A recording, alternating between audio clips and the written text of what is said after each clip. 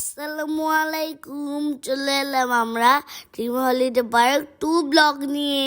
আজকের পার্টে থাকবে বাম্পার কার ড্রাইভিং, আরো অনেক কিছু। ফার্স্ট টাইম ভয় পাচ্ছিলাম কার ড্রাইভ করতে, তারপর আমি অনেক সুন্দর করে কার ড্রাইভ করেছি। এখন আমি একা একা কত দূর চালিয়েছি। পরে আমি চলে গিয়েছিলাম পার্কটা ঘুরে দেখতে।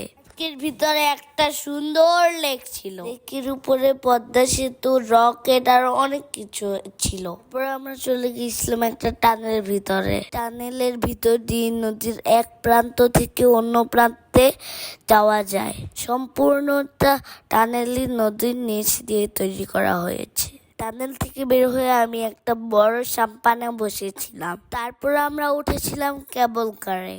এই কেবল কারের উপর থেকে পার্কের ভিতরটা সম্পূর্ণ দেখা যায়। ছাদের উপরে কত সুন্দর মূর্তি বানিয়ে রেখেছে তারা। দেখো ওই দূরে সুন্দর একটা শিপ দেখা যাচ্ছে।